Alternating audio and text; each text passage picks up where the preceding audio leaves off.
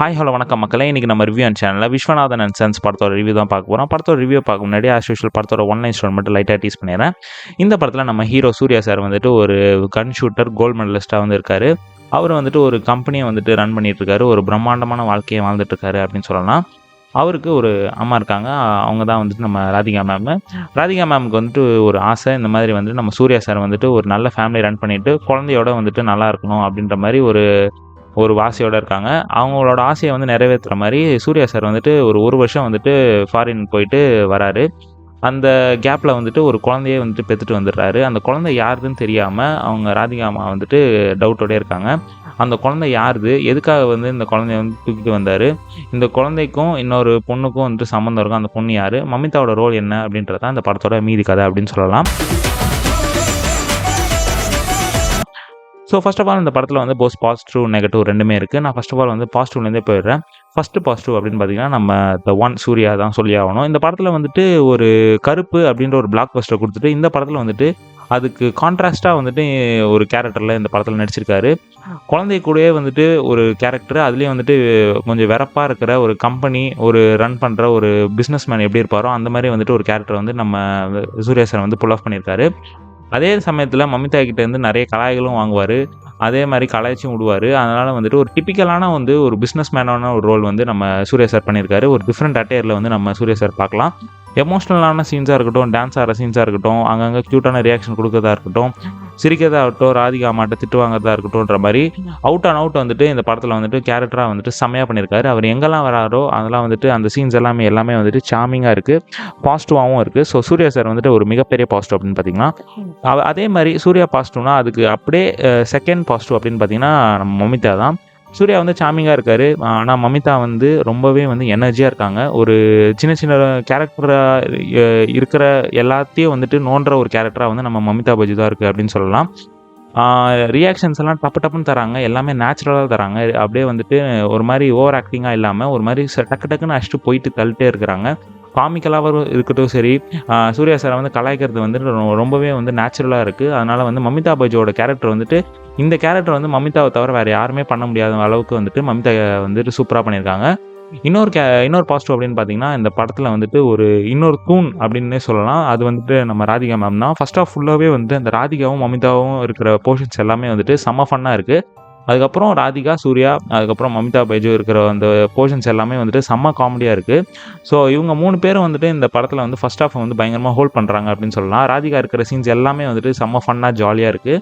So இதுதான் வந்துட்டு positive அப்படின்னு சொல்லலாம். அப்புறம் ஜிவி பிரகாஷோட மியூசிக்கு, பிஜிஎம் வந்துட்டு அவ்வளோவா வந்துட்டு செட் ஆகலை, பட் பாட்டெல்லாம் வந்துட்டு சூப்பராக போட்டிருக்காரு. அதுவும் இல்லாமல் அந்த பட்டாம்பூச்சியை அப்படின்ற மாதிரி அந்த மமிதா பைஜோ டான்ஸ் ஆடுறாங்களா, அதுக்கெலாம் வந்துட்டு ஒரு பயங்கரமான தியேட்டரில் ஒரு ரெஸ்பான்ஸு. ஸோ பாட்டு வந்துட்டு ஒரு நல்ல ஒரு பாசிட்டிவ் அப்படின்னு சொல்லலாம். மிகப்பெரிய பாசிட்டிவ் எல்லாமே வந்துட்டு ஃபர்ஸ்ட் ஆஃப் தான் இருக்குது, டக்குன்னு போயிடுது. அடுத்து உங்களால் என்ன யூகிக்கவே முடியாத மாதிரி சீன்ஸ் எல்லாம் வச்சுருக்காங்க. ஒரு ஃபீல் குட் மூவியாக வந்துட்டு நல்ல ஒரு ப்ராப்பரான ஒரு கமர்ஷியல் போர்ஷன்ஸை வந்து ஃபர்ஸ்ட் ஹாஃபில் வச்சுருக்காங்க அப்படின்னு சொல்லலாம். ஸோ இதெல்லாம் தான் இந்த படத்தோட பாசிட்டிவ். நீ ஒரு சொடுக்கு போட்டினா உன் வயசு பசங்க நீ நான் வந்து விழ போகிறாங்க. வேணும்னா இன்னும் 4 சொடுக்கு போடுறேன், நீ விழு போதும். நெகட்டிவ் அப்படின்னு பார்த்தீங்கன்னா, இந்த படத்தில் வந்துட்டு செகண்ட் ஹாஃப் தான் பிரச்சனையே அப்படின்னு சொல்லலாம். ஏன்னா ஃபர்ஸ்ட் ஹாஃபில் ஒரு கோர் ஸ்டோரியை வச்சுக்கிட்டு செகண்ட் ஹாஃபில் அது எங்கெங்கேயோ கூப்பிட்டு போயிட்டு எங்கேயோ போய் கிளைமேக்ஸில் போய் முடிச்சிட்டாங்க. அதுவே வந்துட்டு ஒரு பயங்கரமான நெகட்டிவ் அப்படின்னு சொல்லலாம். ஃபர்ஸ்ட் ஹாஃபில் வந்துட்டு உங்களுக்கு என்ன அடுத்தடுத்து நடக்கும் அப்படின்ற மாதிரி உங்களுக்கு யோசிக்க தோணும். பட் செகண்ட் ஹாஃபில் வந்துட்டு இதுதான் நடக்க போகுது, இதனால தானே முடிய போகுது அப்படின்ற மாதிரி நீங்களே யோசிச்சிருவீங்க. அது மாதிரி ஒரு செகண்ட் ஹாஃப் வந்து வச்சுருக்காங்க. இன்னொரு மேஜரான பிரச்சனை என்னன்னு பார்த்தீங்கன்னா, ஒரு வெட்டிங் சீன் வைப்பாங்க, அதில் ஒரு பாட்டு வேறு வைப்பாங்க. அந்த வெட்டிங் சீனு வைக்காமலே இருந்தாலே இந்த படம் வந்துட்டு நல்லாவே இருக்கலாம். 2.5 hours வந்து இந்த படம் வந்துட்டு போயிட்டுருக்கு. ஒரு 20 minutes கிட்ட திரும்பியும் பண்ணியிருக்கலாம். நாசர்லாம் வருவார் இந்த படத்தில். அவர்லாம் அந்த கேரக்டர் வச்சாலும் ஒன்று தான், வைக்கலாலும் ஒன்று தான்.